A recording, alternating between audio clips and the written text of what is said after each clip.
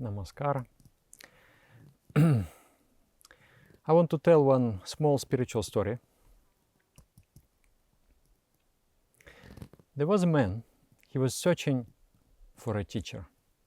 So he met many swamis, gurus, sages, and many of them, they have offered him to teach him. But he was not satisfied. Somehow there was no inner feelings. There was no inner feeling that, yes, this is the man. So he kept on searching. He kept on searching.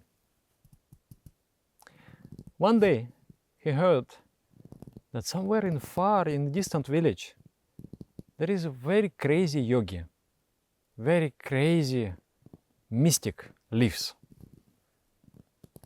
And everybody is scared of him.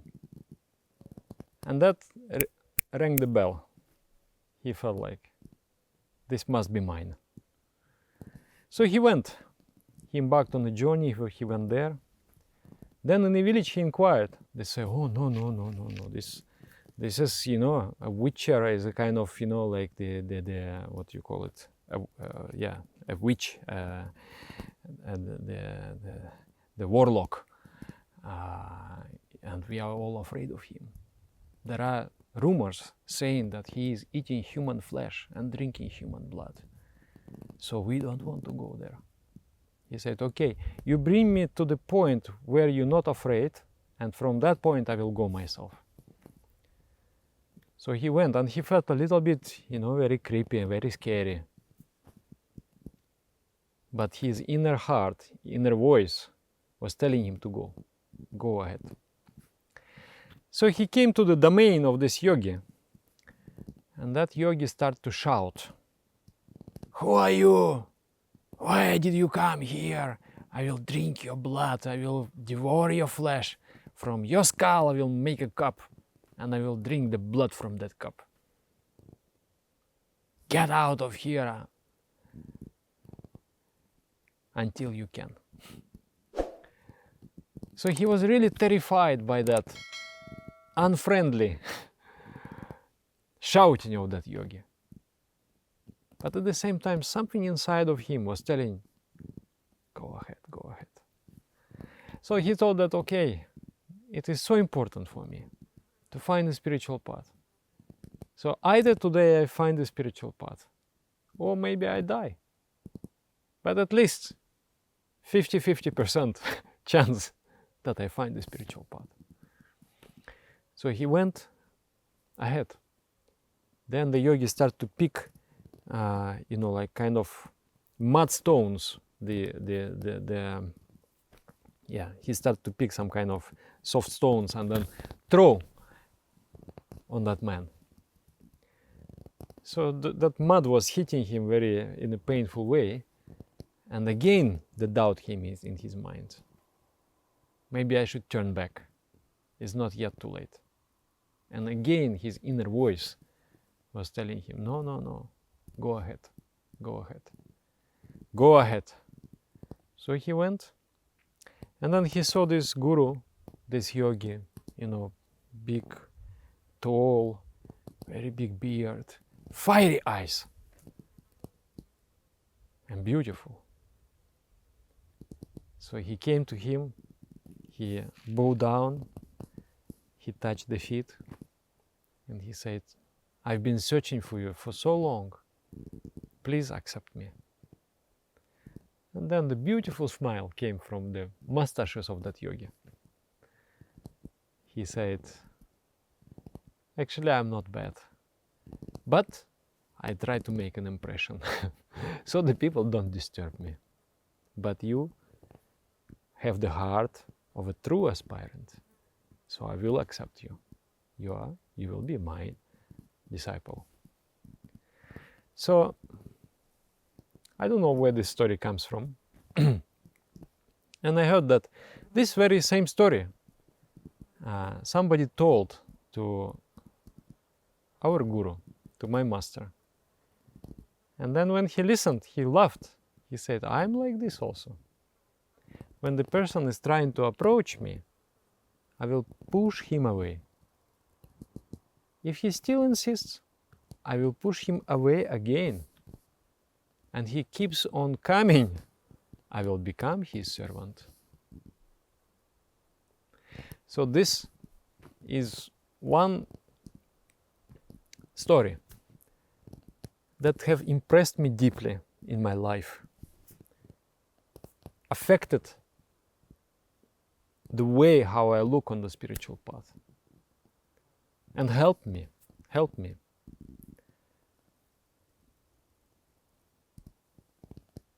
It is important.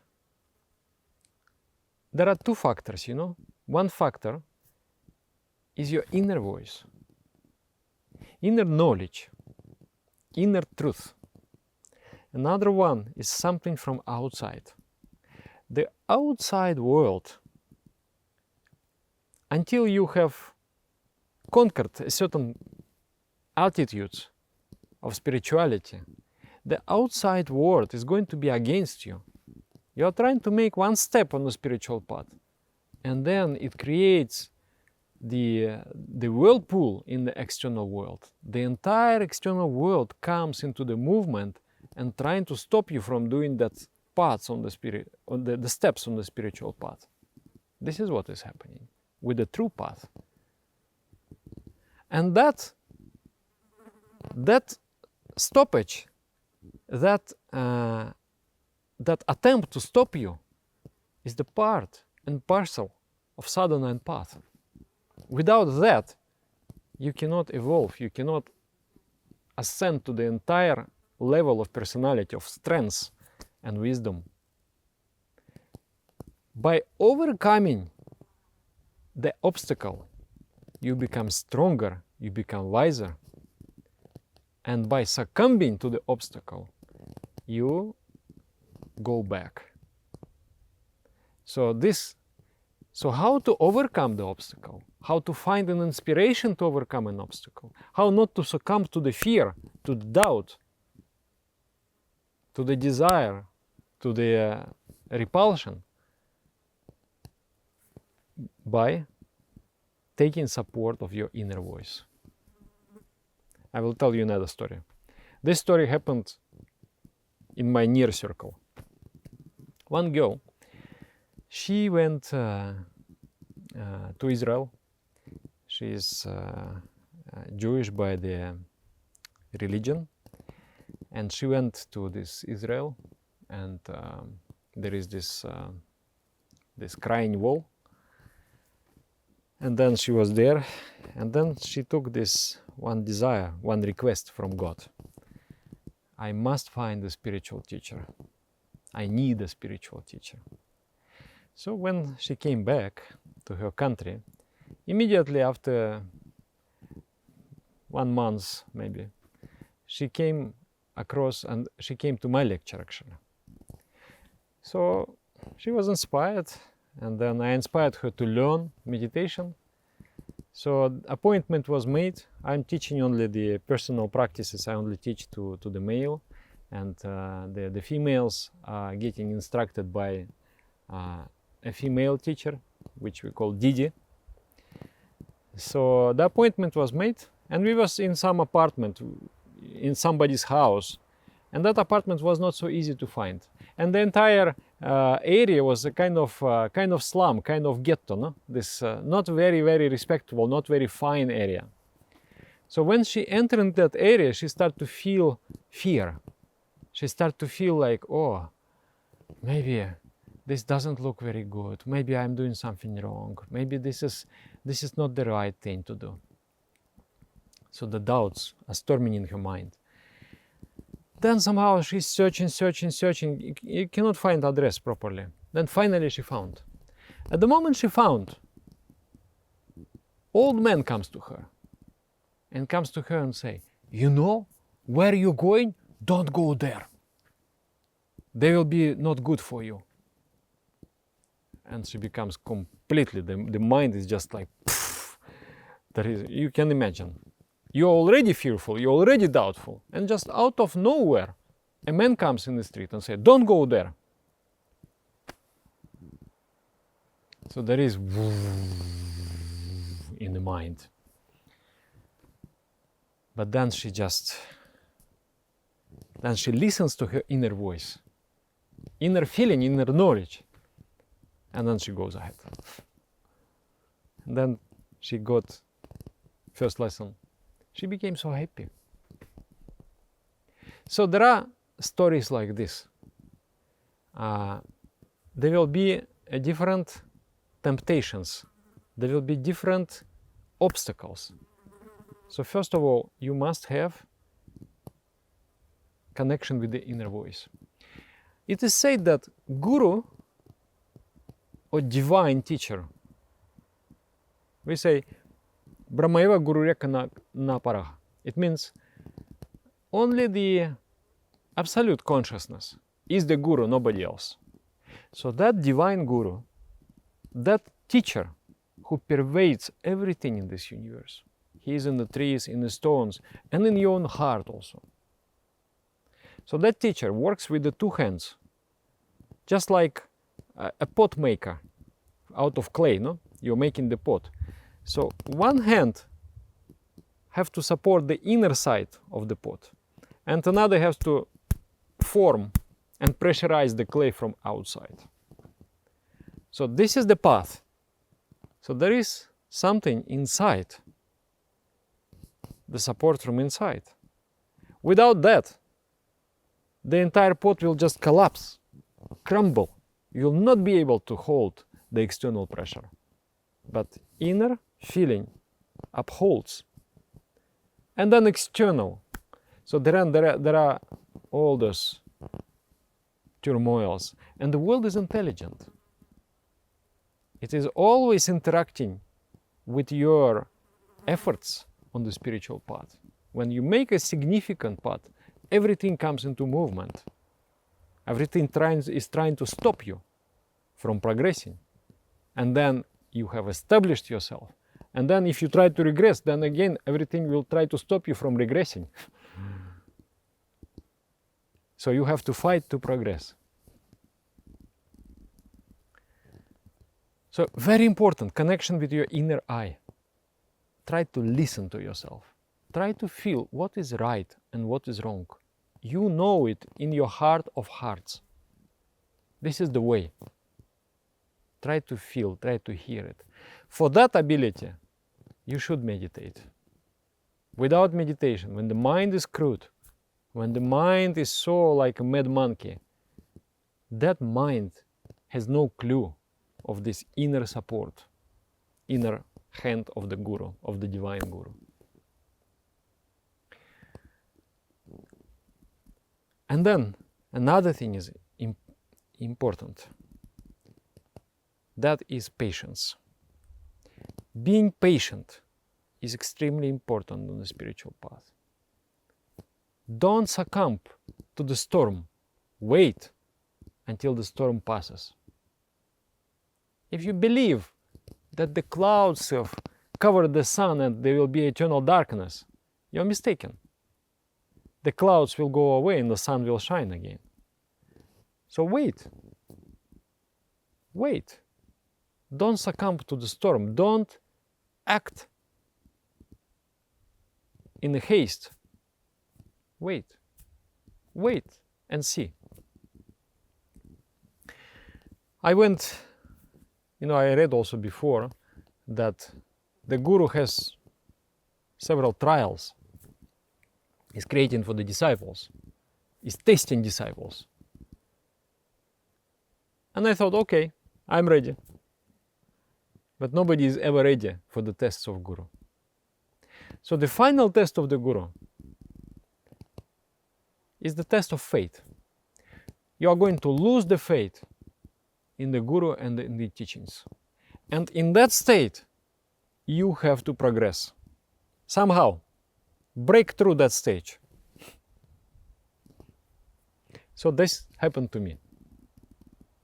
At one stage, I was already going to become a meditation teacher and give basically my life for that service. And suddenly I lost my faith. Just, overnight, everything became so foreign to me. The man whom I considered a guru and my most close relation on that picture is nobody for me now. I don't feel anything. The teachings, it looks suspicious. I have so many doubts. I have intellectual analysis going on and I'm finding so many loose ends. And the society of the practitioners, I find so many loopholes and so many defects. So on the objective level, I see no way. The mind does not see the way. The mind believes this is completely hopeless. So I take decision inside that I will go to my teacher and I will admit all these things. And then I will say that I go home. I lost my faith. So I was walking, that was in Stockholm. I was walking with this idea that I am going to do this. And then some force stopped me. I turned around, I went back, and I looked through the window. There was a window open in one of the apartments on the first floor. And when I was looking through the window, I saw one kind of type of picture on the wall, hanging on the wall. And it was written, "Keep calm and carry on." So I thought, okay, I will keep calm and I will carry on. Let's see what will happen. So I continued. So nothing was dispelled. Darkness didn't go away from me. I was going ahead, but darkness was growing stronger in me. I went to India. In India, the cultural conflict, the way what I see, what I think and what I believe is proper and right, is not there. Their lifestyle, their approach to life, everything is so different. So that keeps me, aggravating my feeling of doubt and my mental turmoil. And then by the end of the path, I completely lost every part of the faith. I was still continuing to do in practice, trying to desperately hold on something.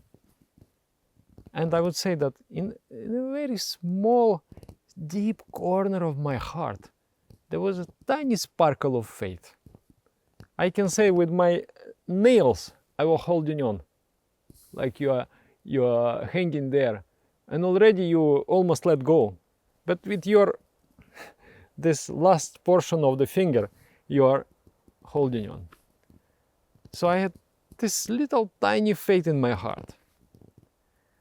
So then I prayed to Almighty, saying that, please take away my intellect. My intellect has become my enemy. It does not help me to move forward on the spiritual path. Rather, it is pushing me out. And then I don't know what happened. I went into some kind of trance, in the state of trance. And I was out of my consciousness. I was doing meditation and then I went into some kind of high state. When I came back from that, everything was different. There was no mind, there was no intellect, as I asked. There was nobody to think, to judge. But at the same time, there was a perception of truth. I just felt that, who am I? In that state, I asked myself, who am I? And I found out that I'm not the body. I'm not the mind. I'm not this person. Never been. What am I? I was, I am, I will always be. Eternal, divine, infinite love. That was such a tremendous realization. I was like, wow. I am that. Actually, I am that. So, and in that state, everything was so crystal clear and so simple. And the truth was just self-evident. So my faith came back 10 times more, not 10,000, but at least 10 times more. The faith came back to me after that experience. So from that, I made one lesson. I took one lesson from that. It was half a year of torture for me. But one lesson was very important. Patience. Don't panic. Don't give in to your fears. Don't give in to your doubts. Don't give in to your pride. When you are judging the reality, you think this is right, this is wrong, this is right, this is wrong. Who are you? You have no idea. Your mind is so small to see the reality. Only in the state when the intellectual mind is gone, when the movements of the mind are gone, and then just you are so peaceful, at that time you can see and you can perceive the bigger picture and you perceive the truth. So be patient. Be patient. The clouds will go away and the sun will come out, for sure. So be patient. Listen to your inner voice. Be patient. This is very important. Understand that all those things, this is a game of Vidyá and Avidyá. Vidyá, the knowledge, belongs to the divine. And Avidyá, ignorance, belongs to the divine also. These two forces both are working for your enlightenment. Without obstacle, there will not be any progress. There will not be any realization. With each obstacles, you become higher. You attain a higher altitude, higher wisdom, higher power. But you should feel that inner hand of the Divine Master from inside supporting you. I just wish so much that you discover that ever-present force in you, the force of wisdom. Then after that you have nothing to fear. And you will be successful. At every step you are going to be successful. If you touch with the divinity inside. Namaskar.